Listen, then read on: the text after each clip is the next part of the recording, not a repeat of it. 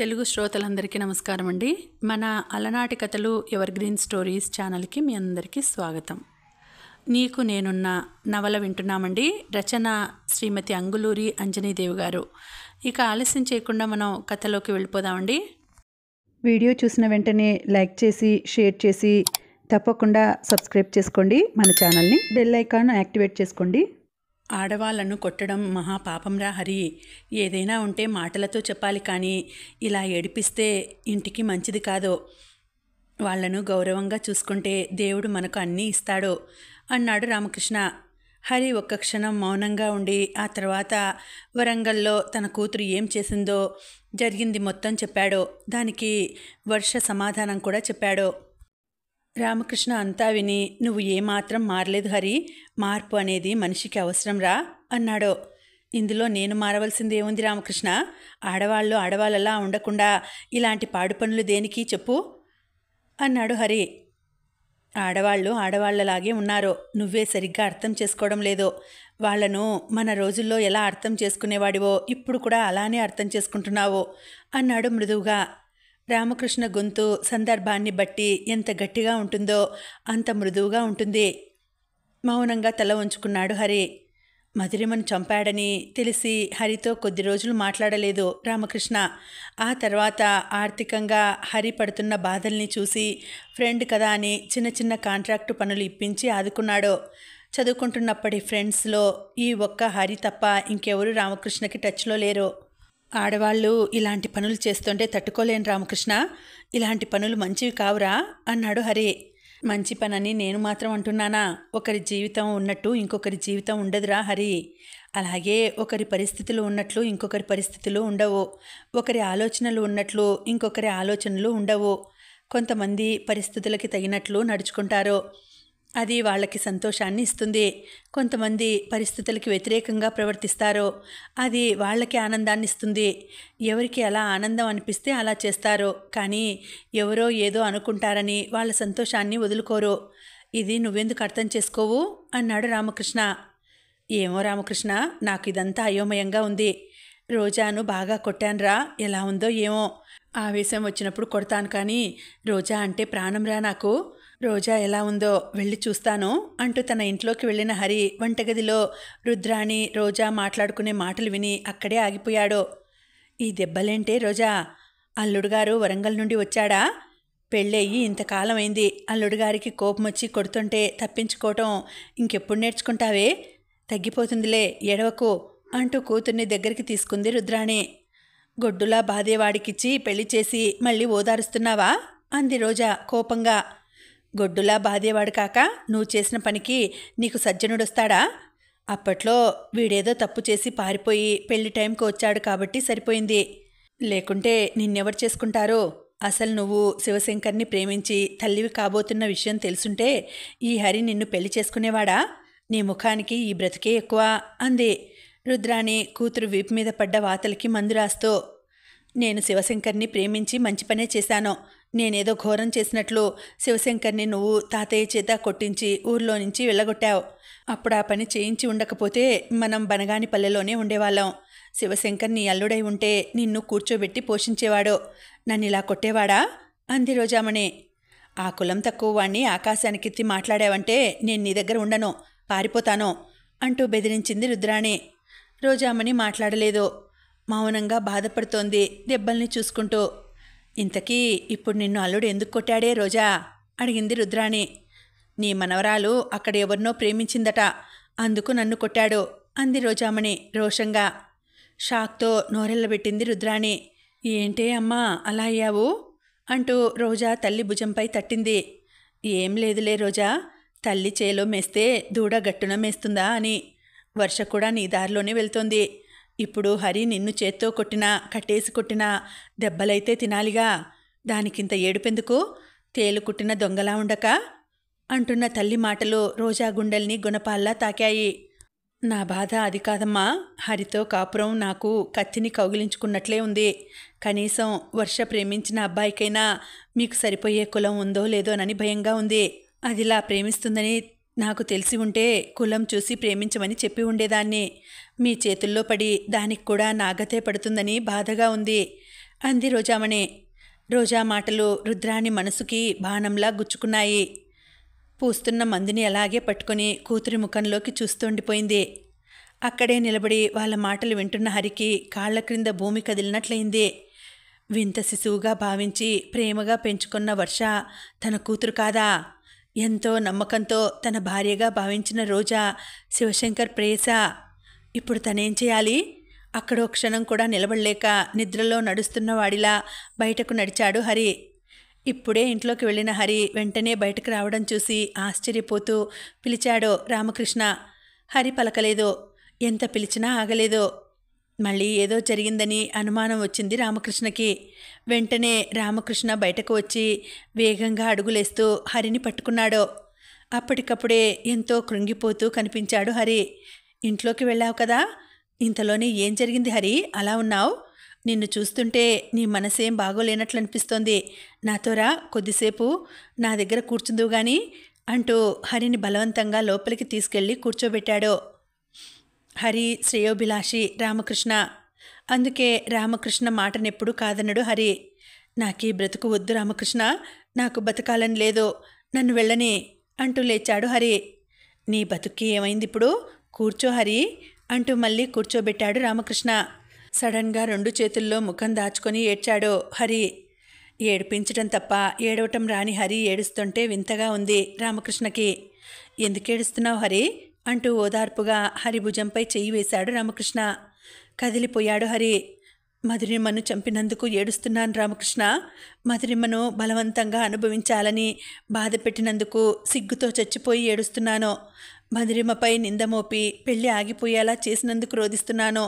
ఈ బాధ నన్నింక బ్రతకనియదు, నేను చచ్చిపోతాను రామకృష్ణ అంటూ మళ్ళీ భోర్న ఏడ్చాడు హరి.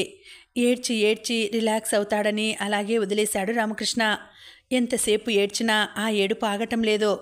ఇప్పుడు అవన్నీ గుర్తుకు తెచ్చుకొని బాధపడటం ఎందుకురా హరి, గతాన్ని మర్చిపో అన్నాడు రామకృష్ణ. నా గతం అందరిలాంటిది కాదు రామకృష్ణ. గతంలో నేను చేసిన పాపాలు ఇప్పుడు నాకు శాపాలైనాయి అన్నాడు కళ్ళు తుడుచుకోవడం కూడా మర్చిపోయి హరి. హరి చూపులు ఎక్కడో ఉన్నాయి. హరిలో వచ్చిన ఈ మార్పును నమ్మలేకపోతున్నాడు రామకృష్ణ. వెళ్ళటానికి లేచాడు హరి. హరిని అక్కడి నుండి కదలకుండా పట్టి కూర్చోబెట్టాడు రామకృష్ణ. ఈ స్థితిలో నువ్వు బయటికెళ్ళటం మంచిది కాదు, ఇంట్లోకెళ్ళు అన్నాడు రామకృష్ణ హరి ముఖంలోకి చూస్తూ. నేను ఇంట్లోకెళ్తే ఎవరిని చంపుతానో నాకే తెలియదు. ఇప్పటికే నా ఆవేశం నన్ను పురుగులా తొలిచివేసింది. ఇంకా నేను ఎవరిని చంపదలుచుకోలేదు. నన్ను వెళ్ళని రామకృష్ణ అన్నాడు అర్థిస్తున్నట్లుగా హరి. చంపటం చావటం తప్ప నీకింకో మాట రాదా? అదే జీవితమా అన్నాడు రామకృష్ణ. హా, జీవితం. ఈ జీవితం నాకేమిచ్చిందని నేను ఈ జీవితాన్ని గౌరవిస్తూ బ్రతకడానికి అన్నాడు విరక్తిగా హరి. చూడు హరి, జీవితాన్ని అంత తక్కువగా అంచనా వేయకు. జీవితం అంటే మన ప్రవర్తన, మన చేతలు. అవి మన జీవితానికి ఇండెక్స్ లాంటివి. మన ఇండెక్స్ని మనం చదువుకుంటూ తప్పొప్పుల్ని సవరించుకుంటూ బ్రతకటం నేర్చుకోవాలి అన్నాడు రామకృష్ణ. ఇంకా బ్రతకటం నా వల్ల కాదు రామకృష్ణ. నా కుటుంబం గురించి తెలిస్తే మీరంతా ఉమ్మేస్తారు. ఎవరి భార్యలైనా భర్తలతో పిల్లల్ని కంటారో. నా భార్య తన ప్రియుడితో బిడ్డను కన్నది. ఆ బిడ్డే వర్ష. ఇన్నాళ్ళు వర్ష నా బిడ్డ అనుకున్నాను, ప్రాణంగా భావించాను. చివరకు నాకేం మిగలకుండా అయిపోయింది అంటూ మళ్ళీ తన 2 చేతుల్లో ముఖం దాచుకొని ఏడ్చాడు హరి. హరిని చూస్తుంటే బాధగా అనిపించింది రామకృష్ణకు. ఎంతటి కష్టాన్నైనా స్నేహితులు తొలగిస్తారంటారు. కానీ తన స్నేహితునికి వచ్చిన కష్టాన్ని తను ఎలా తొలగించాలి? ఆలోచనలో పడిపోయాడు రామకృష్ణ. నీ కుటుంబంపై ఉమ్మేసే గట్స్ ఇంకెవరికీ లేవు హరి. ఎందుకంటే నీ భార్య చాలా మంచి మనిషి. ఏవో చిట్టీలు వేస్తూ అందరిలో గౌరవంగా బతుకుతోంది. మీ అత్తగారు చీరలమ్ముతూ తన పాటికి తను ఎవరి జోలికి రాదు. ఇక వర్ష పుట్టినప్పటి నుండి నీ కూతురే. ఇప్పుడు నువ్వు చెప్పే ఈ కట్టుకథలు ఎవరు నమ్మరు అంటూ నచ్చజెప్పాడు రామకృష్ణ. నువ్వు నన్ను మభ్యపడుతున్నావని నాకు బాగా తెలుసు. నేనేం చిన్నపిల్లవాణ్ణి కాదు రామకృష్ణ అన్నాడు హరి. అయినా కన్న ప్రేమ కన్నా పెంచిన ప్రేమ గొప్పదిరా. వర్షకిప్పుడు సొంత తండ్రిని చూపించినా ఒప్పుకోదు. వర్ష దృష్టిలో నువ్వే తన తండ్రివి అన్నాడు. డైలాగులు నేను కూడా చెబుతానులే రామకృష్ణ, కానీ వాస్తవాలను తట్టుకోవాలంటేనే ఎవరి వల్ల కాదు. ఇంతెందుకు, ఇది తెలిసాక మీ మిస్సెస్ రోజాతో ఎప్పటిలా మాట్లాడుతుందా అని అడిగాడు హరి. తప్పకుండా మాట్లాడుతుంది. ఎందుకంటే పైకి మోరల్ వాల్యూస్ గురించి మాట్లాడుతూ మానవత్వం లేకుండా బ్రతికే వాళ్ళకన్నా రోజా మంచిది. ఎవరి గురించో ఎందుకు, నీ గురించే చెప్పుకుందాం. నీకు నచ్చింది నువ్వు చేశావు. నువ్వు చేసిన ప్రతి పని నీకు మంచిగానే అనిపించింది. అది చూసే వాళ్ళకి మంచిగా అనిపించకపోవచ్చు. అలాగని నీకు ఆప్తలమైన మేమంతా నిన్ను అవాయిడ్ చేస్తున్నామా చెప్పు అన్నాడు నెమ్మదిగా రామకృష్ణ. నాతో పోల్చుకొని చూస్తే మీరు మనుషులు కాదు రామకృష్ణ, మనుషుల రూపంలో ఉన్న మానవతామూర్తులు అన్నాడు హరి. నువ్వు కూడా మంచివాడివే హరి. మంచివాడిగా నిన్ను నువ్వు చూసుకునే అవకాశం దేవుడు నీకు వర్ష రూపంలో ఇచ్చాడు. కులం ఏమిటని చూడకుండా ఆ అబ్బాయికి వర్షనిచ్చి పెళ్లి చెయ్యి అన్నాడు రామకృష్ణ. ఇక వాళ్ళ గురించి నా ముందు మాట్లాడకు రామకృష్ణ, నేను వాళ్ళతో కలిసి ఉండలేను అన్నాడు ముఖం అదోలా పెట్టి హరి. తొందరపడకు హరి, వాళ్ళిద్దరూ నీకు రెండు కళ్ళు. వాళ్ళు లేకుంటే అంధుడు అయిపోతావు. మధురిమను చంపి అప్పుడు తప్పు చేశావు. ఇప్పుడు భార్యా బిడ్డకి దూరమై ఇంకో తప్పు చెయ్యకు అన్నాడు రామకృష్ణ. ఆలోచిస్తూ తల వంచుకున్నాడు హరి. వాళ్ళను నువ్వు క్షమిస్తే నిన్ను నువ్వు క్షమించుకున్నట్టే. ఇది నీకు అవకాశం అనుకో, నా మాట విను అంటూ భుజం తట్టి చెప్పాడు రామకృష్ణ. ఏమనుకున్నాడో ఏమో, తన భుజం మీదున్న రామకృష్ణ చేతిని తన చేతిలోకి తీసుకున్నాడు హరి. హరి ఆలోచనలు ఇప్పుడు మంచిదారిలోకి మళ్ళాయి. అలాగే రామకృష్ణ, నువ్వు చెప్పినట్లే చేస్తాను. రేపే వెళ్ళి ఆ అబ్బాయి ఎవరో ఎంక్వైరీ చేస్తాను. వర్షనిచ్చి పెళ్లి చేస్తాను అన్నాడు మనస్ఫూర్తిగా హరి. రామకృష్ణ తృప్తిగా నిట్టూర్చాడు. రామకృష్ణ దగ్గర నుండి ఇంటికి వెళ్ళాక భార్యతో అత్తగారితో ఎప్పుడూ లేనంత సౌమ్యంగా మాట్లాడాడు హరి. వర్షను సాత్విక్ ఇచ్చి పెళ్లి చేద్దామని చెప్పాడు. హరి అంత ప్రశాంతంగా మారిపోయి బాధ్యతగా మాట్లాడుతుంటే ఒకవైపు ఆశ్చర్యంతో మరోవైపు ఆనందంతో ఉక్కిరి బిక్కిరి అవుతున్నారు తల్లి కూతుళ్ళు.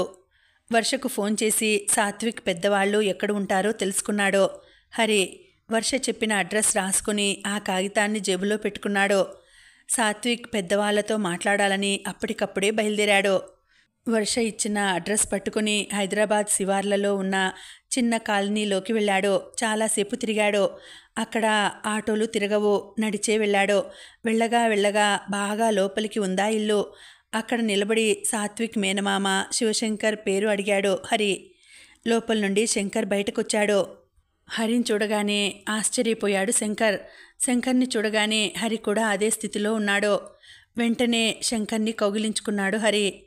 సాత్విక్ మేనమామ అంటే ఎవరో అనుకున్నాను శంకర్, అది నువ్వే అయినందుకు సంతోషంగా ఉంది. ఎంతకాలమైంది శంకర్ నిన్ను చూసి. ఇది నువ్వు ప్రసాదించిన జీవితమే శంకర్ నాకు అన్నాడు హరి గతాన్ని గుర్తు చేస్తూ. చాలా కాలం తర్వాత శంకర్ని చూశానన్న సంతోషం హరిలో స్పష్టంగా కనిపిస్తోంది. ఇప్పుడు అవన్నీ ఎందుకు హరి, లోపలికి పోదాం పదా అంటూ ప్రేమగా హరి భుజం నిమురుతూ లోపలికి తీసుకెళ్లాడు శంకర్. లోపలికి వస్తున్న హరిని చూడగానే శంకర్ తల్లి సావిత్రమ్మ, అక్కయ్య రాజ్యం అవాక్కయ్యారో. వర్ష తండ్రి వస్తున్నట్లు సాత్విక్ ఫోన్ చేస్తే ఎవరో అనుకున్నారో. సావిత్రమ్మ ఇచ్చిన మంచినీళ్లను తాగి మాట్లాడుతూ కూర్చున్నాడు హరి. వర్ష తండ్రి అంటే ఎవరో అనుకున్నాం బాబు. సుజాత గారు బాగున్నారా? ఆ రోజు మీరు బనగానిపల్లె వచ్చినప్పుడు చూడటమే, తర్వాత మీ జాడే లేదు.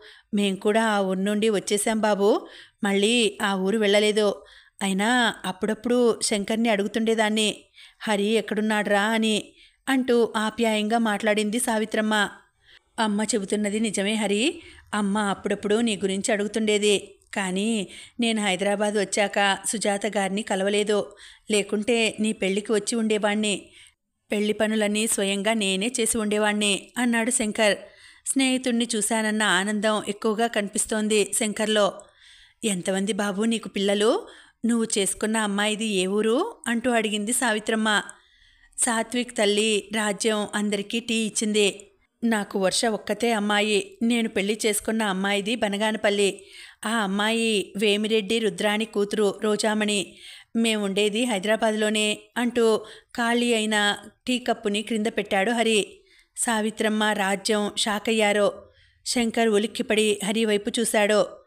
కళ్ళద్దాలు సరిగ్గా పెట్టుకుని పరిశీలనగా హరి వైపు చూసింది సావిత్రమ్మ. హరిది కూడా శంకర్ వయసే. నడి వయసులో కూడా వేళకి తిండి తిని బలంగా ఉన్నాడు శంకర్. హరి శరీరం బాగా వడలిపోయి ఉంది.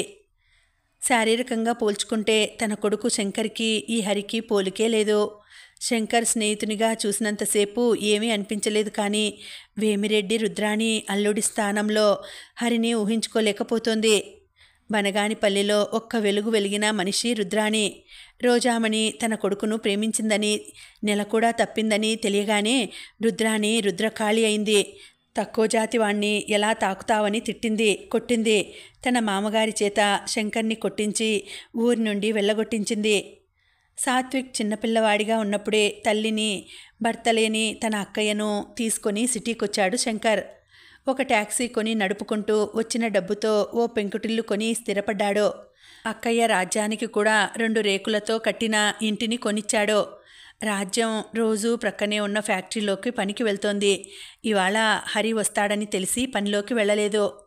శంకర్కి పిల్లలు లేరు. మేనల్లుడు సాత్విక్నే కొడుకులా పెంచుకొని చదివిస్తున్నాడు. ఈ మధ్యనే సాత్విక్కి బైక్ కూడా కొనిచ్చాడు. సాత్విక్ అంటే శంకర్కి ప్రాణం. హరి నోట రోజామణి పేరు విన్నప్పటి నుండి శంకర్ గుండెలో ఏదో కదలిక మొదలైంది. మాటల కందని మధురమైన కదలిక అది. బనగానిపల్లిలో అందరూ శంకర్ని శివశంకర్ అనే పిలుస్తారు. బయట వ్యక్తులు మాత్రం శంకర్ అని పిలుస్తారు. పేరు ముందు శివ పోయినట్లే శంకర్ జీవితంలోంచి రోజా పోయింది. పేరుకి ముందున్న శివను మర్చిపోనట్లే రోజాను కూడా మర్చిపోలేదు శంకర్. ఆ రోజు మధురిమను హత్య చేసిన హరిని సుజాత ముఖం చూసి కాపాడాడు శంకర్.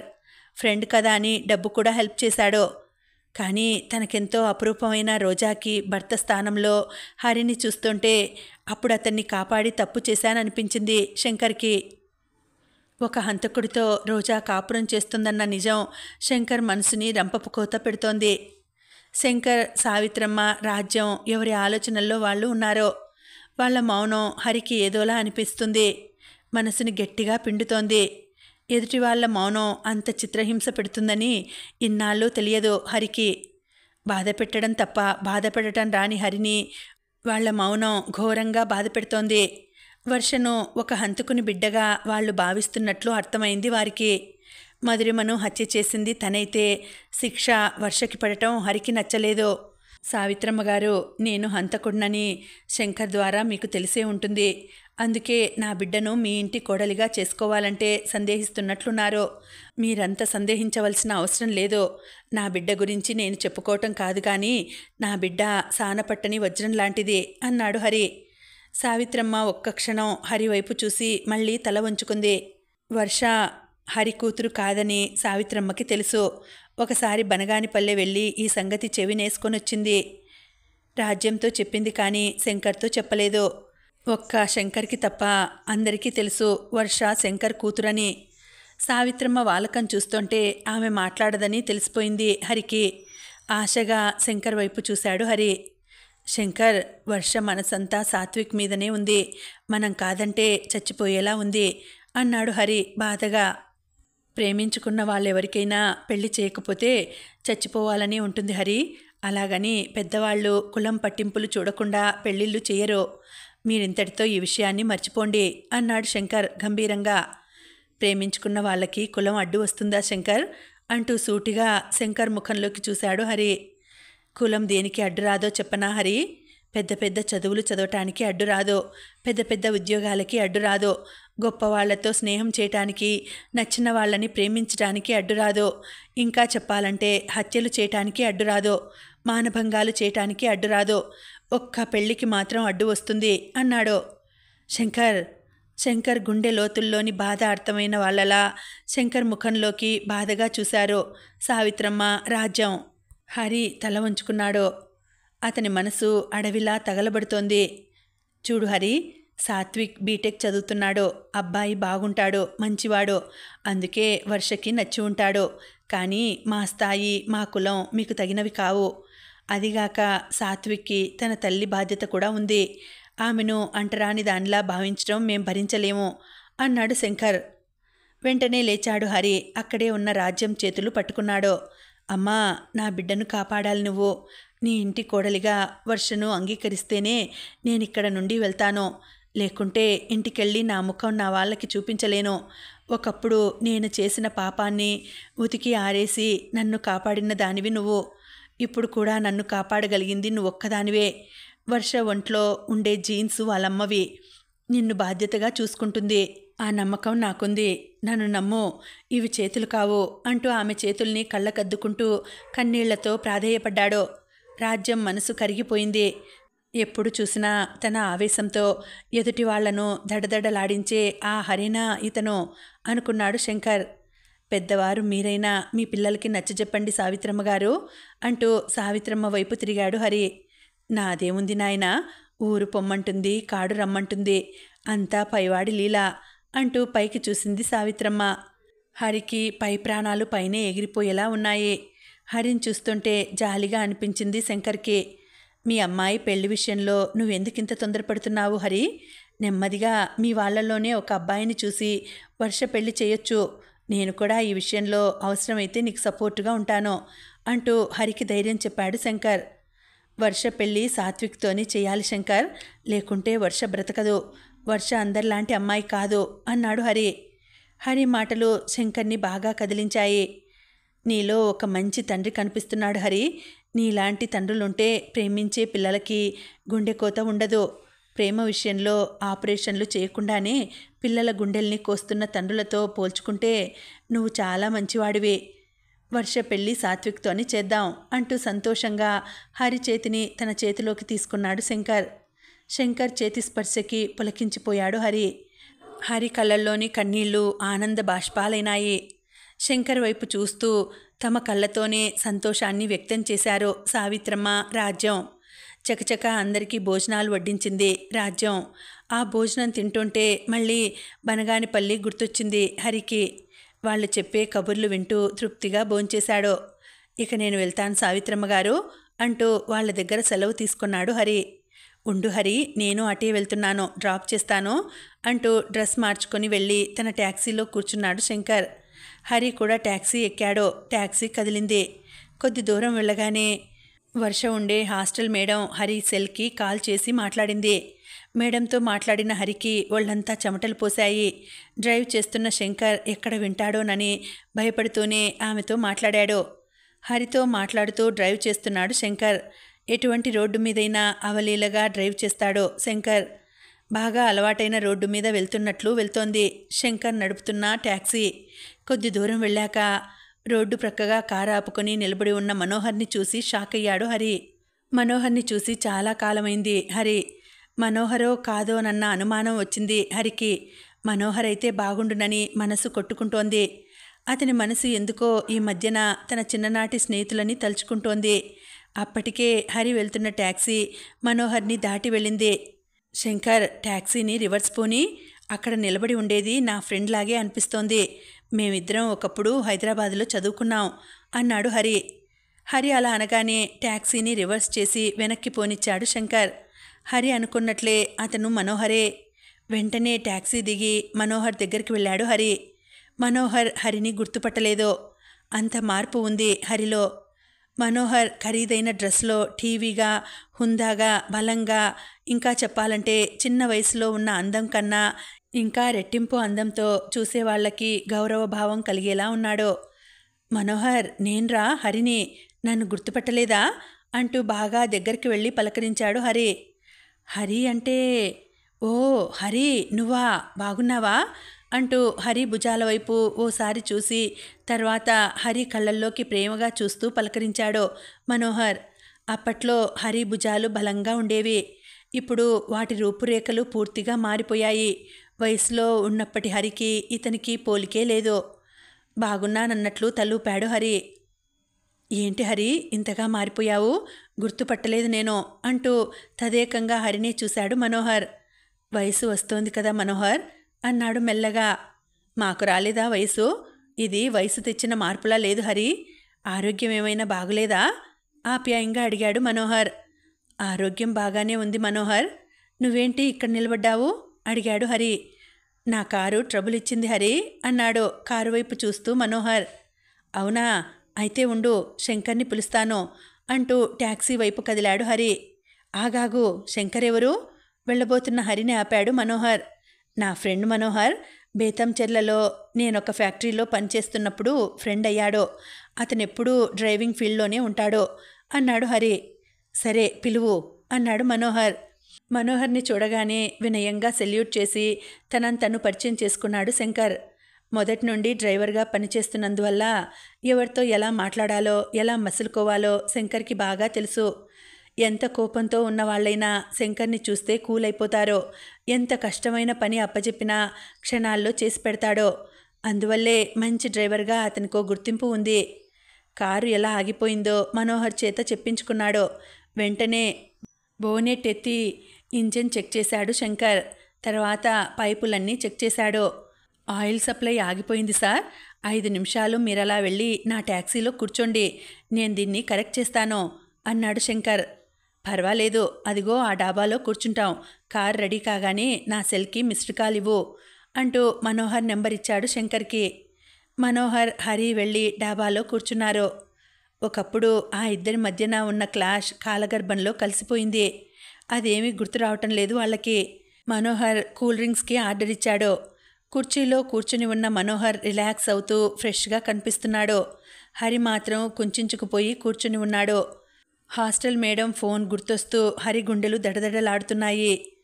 ఏంటి హరి, టెన్షన్గా కనిపిస్తున్నావు? హరి మాట్లాడలేదు. కొన్ని రకాల టెన్షన్లు చెప్పుకుంటే తగ్గుతాయి, మొహమాటం దేనికి? ఏదైనా ఫ్యామిలీ ప్రాబ్లమా లేక ఆఫీస్ ప్రాబ్లమా? చెప్పు హరి అంటూ ఎంతో అభిమానంగా అడిగాడు మనోహర్. ఏం లేదు మనోహర్, మా అమ్మాయి వర్ష శంకర్ మేనల్లుడు సాత్విక్ని ప్రేమించింది. సాత్విక్తో వర్ష పెళ్లి జరిగేలా శంకర్తో మాట్లాడి ఒప్పించాను. కానీ రాణా అనే అబ్బాయి వర్ష వెంట పడుతున్నాడు, ఏడిపిస్తున్నాడు. వర్ష ఉండే హాస్టల్కి వెళ్ళి గోల చేస్తున్నాడు. హాస్టల్ మేడం వర్షను బయటకు పంపుతా అంటుంది. అదే టెన్షన్గా ఉంది అన్నాడు హరి. వేరే హాస్టల్లో జాయిన్ చెయ్యి హరి, దీనికింత టెన్షన్ దేనికి అన్నాడు మనోహర్. అతను అంటున్న తీరు చాలా క్యాజువల్గా ఉంది. అది కాదు మనోహర్, రాణా విషయం శంకర్కి తెలిస్తే తన మేనల్లుడికి వర్షం చేసుకోడు. అదే నాకు టెన్షన్గా ఉంది అన్నాడు బాధపడుతూ హరి. హరి ముఖంలో తొలిసారిగా తను చూడాలనుకున్న ఫీలింగ్స్ని చూశాడు మనోహర్. రాణా లాంటి అబ్బాయిల వల్ల ఏ తరం అమ్మాయిలకైనా ఇబ్బందిగానే ఉంటుంది హరి అంటూ దూరంగా చూశాడు మనోహర్. మనోహర్ మాటలు పాత జ్ఞాపకాలను వెతుకుతున్నట్లు హరిని గుచ్చుకున్నాయి. నీ మాటలు నన్ను గుచ్చుకుంటున్నాయి మనోహర్ అంటూ నొచ్చుకున్నాడు హరి. వెంటనే హరి ముఖంలోకి చూశాడు మనోహర్. పశ్చాత్తాపడుతూ జీవం లేని మనిషిలా అనిపిస్తున్న హరిని ఇంకేమీ అనదలుచుకోలేదు మనోహర్. గతం నీకింకా గుర్తుందా మనోహర్ అంటూ నెమ్మదిగా మనోహర్ వైపు చూశాడు హరి. నాది మర్చిపోయే గతం కాదుగా హరి, సాధ్యమైతే నాకు మళ్ళీ నా గతాన్ని చూడాలని ఉంది. అప్పుడు నా గతంలో అప్పుడే కళ్ళాపి జల్లి ఆ తడి ఎప్పుడు ఆరిపోతుందా అని ముగ్గు డబ్బాతో తలుపు దగ్గర నిల్చుని ఎదురు చూసే మధురమని చూడాలని ఉంది. నేను రాసిన మొదటి ప్రేమలేఖను అందుకొని ఆర్తిగా అందులోని అక్షరాలను తడుముతూ సిగ్గుల మొగ్గైన మధురమని చూడాలని ఉంది. అమ్మ నవ్వుతున్నానని తెలిసి ఆనందంగా కంటతడి పెట్టిన నా భార్య మధురిమను చూడాలని ఉంది. నేను ఏమయ్యానో తెలియక గుండె చెరువై నా కోసం ఆశగా ఎదురు చూసే నా మధురిమను మనసారా చూడాలని ఉంది. ఇది సాధ్యమా హరి అంటూ బాధపడ్డాడు మనోహర్. మధురిమను నువ్వు పెళ్లి చేసుకున్నావా మనోహర్ అంటూ ఆశ్చర్యపోయాడు హరి. మధురిమ విషయంలో హరి అంతరాత్మ ఒక న్యాయమూర్తిలా నిలబడి శిక్షిస్తోంది. మధురిమను నేను సెకండ్ మ్యారేజ్ చేసుకున్నాను హరి. రాహుల్ పుట్టాడు. రాహుల్ 10th క్లాస్ ఎగ్జామ్స్ రాస్తున్న టైంలో నాకు యాక్సిడెంట్ జరిగి నేను కోమాలోకి పోయాను. గాలి మార్పు కోసం పద్మ నన్ను కేరళ తీసుకెళ్ళింది. నేను ఎక్కడున్నానో తెలియక మధురిమ రాహుల్ని తీసుకొని ఎటో వెళ్ళిపోయింది. నేను కోమాలోంచి బయటపడ్డాక వాళ్ల కోసం వెతికి వెతికి అలసిపోయాను. నాకు మధురిమకు బాగా తెలిసిన దామోదర్ రెడ్డి గారు కూడా ఇప్పుడు హైదరాబాద్లో లేరు. ఆయన ఉంటే మధురిమ ఎక్కడుందో నాకు తప్పకుండా తెలిసేది అంటూ తన మనోవేదనంతా హరితో చెప్పాడు మనోహర్. అయోమయంగా చూస్తున్న హరికి మనోహర్ ఏం చెబుతున్నాడో అర్థం కాలేదు. మనోహర్ సెల్కి మిస్డ్ కాల్ ఇచ్చాడు శంకర్. నా కారు రెడీ అయిపోయింది హరి, ఇదిగో నా విజిటింగ్ కార్డ్. నువ్వు వరంగల్ నుండి హైదరాబాద్ రాగానే నన్ను కలువు, వీలైనప్పుడు ఫోన్ చేస్తుండు అంటూ హరి దగ్గర సెలవు తీసుకుని కారు దగ్గరికి వెళ్ళాడు మనోహర్. మనోహర్నే చూస్తూ నిలబడ్డాడు హరి. మనోహర్ కారు కదిలింది. శంకర్, హరి ట్యాక్సీలో కూర్చున్నారు. ట్యాక్సీ కదిలింది. మీ ఇంటి అడ్రస్ చెప్పు హరి, నిన్ను మీ ఇంటి దగ్గర దింపుతాను. ఇంటి దగ్గర కాదు శంకర్, నేనిప్పుడు అర్జెంటుగా వరంగల్ వెళ్ళాలి. మా అమ్మాయి ఉండే హాస్టల్ వార్డెన్ నాకిప్పుడే ఫోన్ చేశారు రమ్మని. రైల్వే స్టేషన్ వరకు రాగలవా? ఇప్పుడు నా ట్యాక్సీలో హైదరాబాద్ నుండి ఒక ప్రొఫెసర్ని వరంగల్ తీసుకెళ్ళాలి హరి. నువ్వు కూర్చో, వరంగల్ వెళదాం, పర్వాలేదు అన్నాడు శంకర్. ట్యాక్సీలో అలాగే కూర్చున్నాడు హరి. హైదరాబాద్లో ఓ చోట ట్యాక్సీ ఆపుకొని ప్రొఫెసర్ని ఎక్కించుకొని వరంగల్ వెళ్ళింది ట్యాక్సీ. కాకతీయ యూనివర్సిటీ రాగానే ఆ ప్రొఫెసర్ ట్యాక్సీ దిగాడు. హరి అడ్రస్ చెప్తుంటే వర్ష ఉండే హాస్టల్ దగ్గరికి వెళ్ళి ట్యాక్సీని ఆపాడు శంకర్. రోజా కూతురు వర్షం చూడాలని శంకర్కి తొందరగా ఉంది. కానీ హరి ఒక్కడే లోపలికెళ్ళాడు. హరి లోపలికెళ్ళినంత వేగంగా వర్ష లగేజీతో పాటు వర్షను కూడా తీసుకొచ్చి ట్యాక్సీలో ఎక్కాడు హరి. వర్షం చూడగానే శంకర్ కళ్ళు విభ్రాంతితో విచ్చుకున్నాయి. అచ్చు తన పోలికల్లో ఉన్న వర్షం చూడగానే శంకర్ హృదయం మౌనంగా నవ్వుకుంది. సాత్విక్ మేనమామగా శంకర్ని వర్షకి పరిచయం చేశాడు హరి. ట్యాక్సీలో హరి పక్కన కూర్చుంది వర్ష. మీరొస్తున్నట్లు సాత్విక్ ఇప్పుడే ఫోన్ చేసి చెప్పాడు అంకుల్ అంది శంకర్ వైపు చూసి వర్ష. అవునా అన్నట్లు వర్ష వైపు చూసి మళ్ళీ స్టీరింగ్ వైపు తిరిగాడు శంకర్. సాత్విక్లో మీ పోలికలు చాలా ఉన్నాయి అంకుల్ అంది వర్ష. బ్లడ్ రిలేషన్ కదమ్మా, ఆ పోలికలు అలాగే ఉంటాయి. అది ప్రకృతి ధర్మం అన్నాడు శంకర్ ప్రశాంతంగా చూస్తూ. ప్రపంచంలో ఉండే తృప్తి అంతా శంకర్ ముఖంలో కనిపించింది వర్షకి. ట్యాక్సీని హైదరాబాద్ పోనివనా హరి అంటూ హరివైపు చూశాడు శంకర్. వద్దు శంకర్, వర్షను వేరే హాస్టల్లో జాయిన్ చేసి వెళదాం. ఈ హాస్టల్ నాకు నచ్చలేదు అన్నాడు హరి. మరి ఎక్కడికెళ్లాలో అడ్రస్ చెప్పండి, వెళదాం అన్నాడు శంకర్. వర్షను చూసినప్పటి నుండి శంకర్ మనసు చాలా తేలిగ్గా ఉత్సాహంగా ఉంది. ఇక్కడికి దగ్గరలోనే హంటర్ రోడ్లో మధురిమ గర్ల్స్ హాస్టల్ ఉంది. అక్కడికి పోనివు శంకర్, వర్షను అక్కడ జాయిన్ చేసి వెళ్దాం అన్నాడు హరి. ఆ హాస్టల్ బాగుంటుందా, లేక ఇంకేదైనా హాస్టల్ చూద్దామా అన్నాడు శంకర్. ఇంతకుముందు వర్ష ఆ హాస్టల్లోనే ఉండేది శంకర్. చాలా బాగుంటుంది. ఫ్రెండ్స్ ఉన్నారని అనవసరంగా ఈ హాస్టల్కి వచ్చింది. ఇదో పేరు లేని హాస్టల్. మేడం కూడా పెద్ద రాక్షసిలా ఉంది. అందుకే వర్షను తీసుకొస్తున్నా అంటూ రాణా గురించి దాచిపెడుతూ మేడంని దుయ్యబట్టాడు హరి. హరి చెప్పేది వింటూ మధురిమ హాస్టల్ ముందుకి ట్యాక్సీని తీసుకెళ్లి ఆపాడు శంకర్. వర్షం తీసుకొని నేరుగా పైకెళ్ళాడు హరి. శంకర్ ట్యాక్సీలో కూర్చున్నాడు, పైకి వెళ్ళలేదు. పైకెళ్ళి మధురిమ ఆఫీస్ రూమ్లో కూర్చున్నారు హరి, వర్ష. అక్కడ ఇంకా 4 పేరెంట్స్ మధురిమ కోసం వెయిట్ చేస్తున్నారు. మధురిమ గురించి అక్కడ కూర్చున్న వాళ్ళని అడిగాడు హరి. వాళ్ళు హరి వైపు చూసి, మేడం లేరండి, మడికొండ వెళ్ళారు, ఇంకో 10 నిమిషాల్లో వస్తారు, ఇప్పుడే ఫోన్ చేశారు, మేం కూడా మేడం కోసమే వెయిట్ చేస్తున్నాం అన్నారు. వాళ్ళు మాట్లాడే విధానంలో మేడం పట్ల ఎనలేని గౌరవం కనిపిస్తోంది. వర్ష హరి దగ్గర కూర్చోకుండా అంతకుముందు తను ఉన్న బ్లాక్లోకి వెళ్ళింది. తనకి తెలిసిన అమ్మాయిలకి హాయ్ చెప్పింది.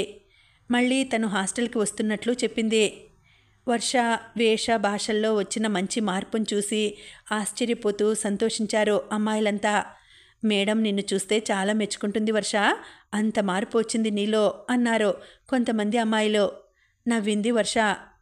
ఆఫీస్ రూమ్లో పేరెంట్స్ చెప్పుకునే మాటలు వింటూ కూర్చున్నాడు హరి. ఎదురుగా కబోర్డ్లో ఉన్న మధురిమ, మనోహర్ల స్టాండింగ్ ఫోటోను చూసి షాక్ అయ్యాడు హరి. ఇదెలా సాధ్యం? మధురిమ మళ్ళీ ఎలా బ్రతికింది? ఈ హాస్టల్ నడిపేది ఆ ఫోటోలో ఉన్న ఆవిడేనా అని వెంటనే అక్కడున్న పేరెంట్స్ని అడిగాడు హరి. వాళ్ళు అవునని చెప్పారు. హరిలో జీవకళ వచ్చింది. మధురిమను చంపానన్న చింతను అప్పటికప్పుడే ఎవరో చేత్తో తీసేసినట్లు అనిపించింది. వెంటనే చకచకా మెట్లు దిగి శంకర్ దగ్గరికి వెళ్ళాడు హరి. హరి మెట్లు దిగుతున్న విధానం చూసి బిత్తరపోయాడు శంకర్. శంకర్, నేను చంపాననుకున్న మధురిమ బ్రతికే ఉంది, నేను హంతకుణ్ణి కాను అంటూ సంతోషంగా ట్యాక్సీలో ఉన్న శంకర్ భుజాలు పట్టుకొని ఊపాడు హరి. మధురిమను అప్పుడెప్పుడో కర్నూల్లో కత్తితో పొడిచి చంపి రక్తం కారుతున్న కత్తితోనే తన కారులో ఎక్కి ఇప్పుడు నేను హంతకుణ్ణి కాను అంటున్న హరివైపు పిచ్చివాణ్ణి చూసినట్లు చూశాడు శంకర్. ఈ వయసులో కూడా జోక్స్ బాగానే వేస్తున్నావు హరి అంటూ నవ్వాడు శంకర్. జోక్ కాదు శంకర్, పైన మధురిమ ఫోటో ఉంది అంటూ ఊహించని నిధి దొరికినంత సంబరంగా పైకి చూపించాడు హరి. శంకర్ నమ్మలేదు, లోపల నవ్వుకున్నాడు. పైన ఫోటో ఉందా? ఇంకా నయం, మనిషి ఉందనలేదు. చూడు హరి, ఈ హాస్టల్ మధురిమ వాళ్ళ బంధువులదై ఉంటుంది. మధురిమపై అభిమానంతో ఫోటో పెట్టుకొని ఉంటారు అన్నాడు శంకర్. అక్కడున్న పేరెంట్స్ని అడిగాను శంకర్. ఆ ఫోటోలో ఉండే ఆవిడదే ఈ హాస్టల్ అట. ప్రస్తుతం మడికొండ వెళ్ళిందట. ఇప్పుడు వస్తుంది. ముందుగా నేనే చూడాలి. ఇక్కడే ఉంటాను, పైకెళ్ళను అంటూ అక్కడే నిలబడ్డాడు హరి. వెంటనే మనోహర్ గుర్తొచ్చాడు హరికి. పర్సులోంచి మనోహర్ ఇచ్చిన విజిటింగ్ కార్డుని బయటకు తీశాడు. ఆతృత ఎక్కువై చెమట్లు పోస్తున్నాయి హరికి. ముందు మధురిమ ఇక్కడున్నట్లు మనోహర్కి ఫోన్ చేయాలి. శంకర్, నా సెల్లో బ్యాలెన్స్ లేదు.